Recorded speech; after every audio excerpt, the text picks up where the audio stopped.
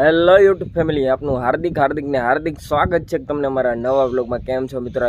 Hope કે તમે બધા સારા દેશો. મસ્ત મજાની સવાર થઈ ગઈ છે ને સવારમાં ભાઈ જવું છે આપણે કુલરના છોડો થઈ ગયા છે મસ્ત મજાના નાના અને એવું લાગે તો આપણે કાલથી પણ કૂતરવાની શરૂઆત કરશું, પણ અત્યારે દવા છાંટી દઈએ કારણ કે એકાત્રે આપણે છાંટવી પડે છે કારણ કે એમાં નાની લીલા કલરની ઈળો આવી ગઈ છે.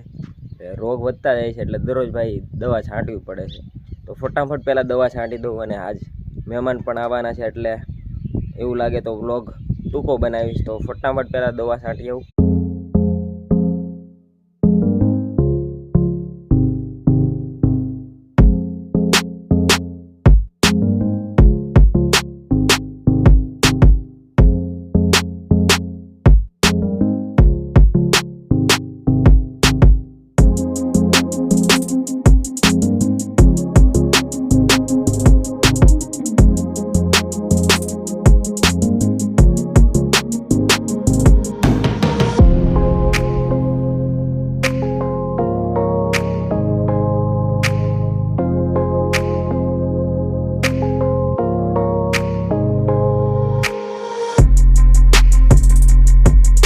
દવા છાંટે વહી આવ્યો છે ને હવે જવું છે આપણે હોય છે કારણ કે ત્યાંથી એક ભરોટું ભરવાનું છે.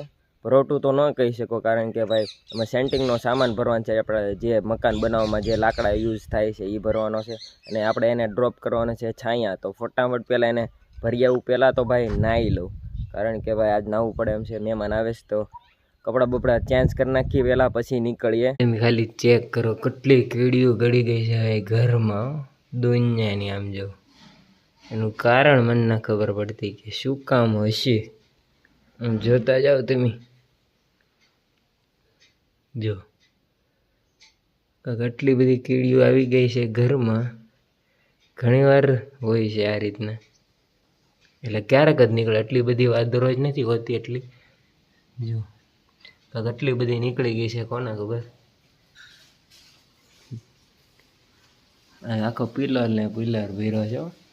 સમજો અહીંથી શરૂ કરીને અને જોતા જ જાઓ કેટલી છે.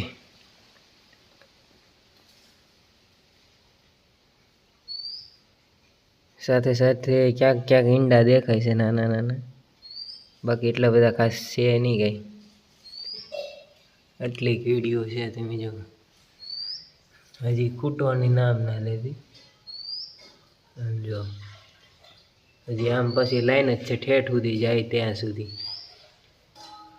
એટલી બધી કીડીઓ આવી ગઈ છે આપણા ઘરમાં. નાન ભાઈ કમ્પ્લીટ થઈ ગયો છે ને હવે આપણે જહાજને કાઢશું બહાર અને ટ્રોલી પણ જોડવી પડશે એટલે વાર લાગશે ભાઈ.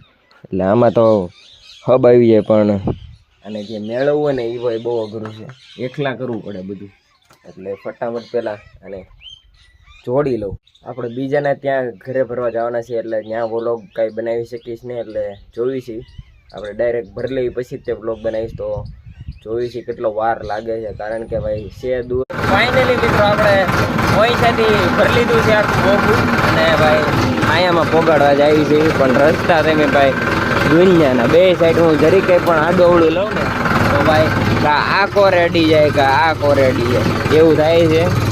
તો ફટાફટ પહેલાં ખાલી કરતા હું ભાઈ, બહુ વાર લાગી જાય ભરતા જ. તે બપોર થઈ ગઈ છે ને ભાઈ, ઘણો સમય થઈ ગયો છે રસ્તામાં ભરવામાં ટાઈમ થઈ ગયો એ અલગ. તો ફટાફટ પહેલાં ખાલી કરી નાખી.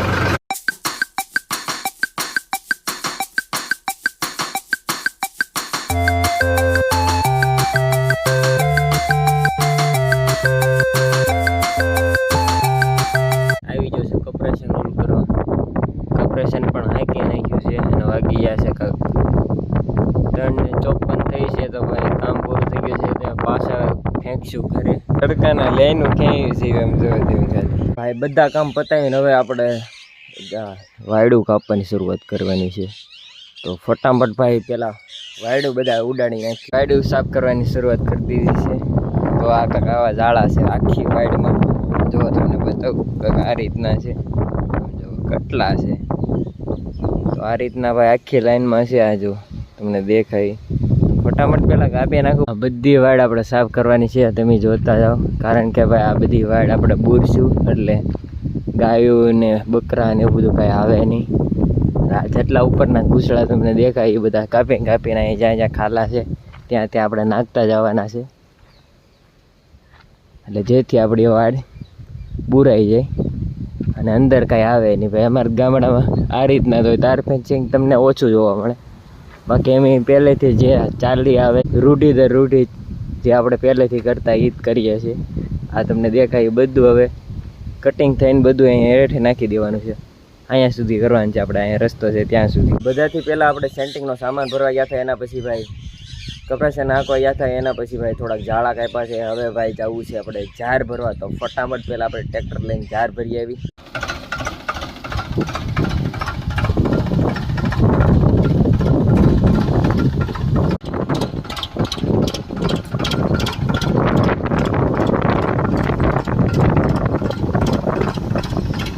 મહેમાન આવવાના છે એટલે આપણે કેરીનો રસ કાઢવાનો છે, જેમાં આપણે ભાઈ કેરી આપણે 15 થી 16 આંબા છે, પણ આપણે એ બધી ઉતારી લીધી છે, પણ મેં વ્લોગ બનાવ્યો નથી કંઈ કારણ હોવાથી.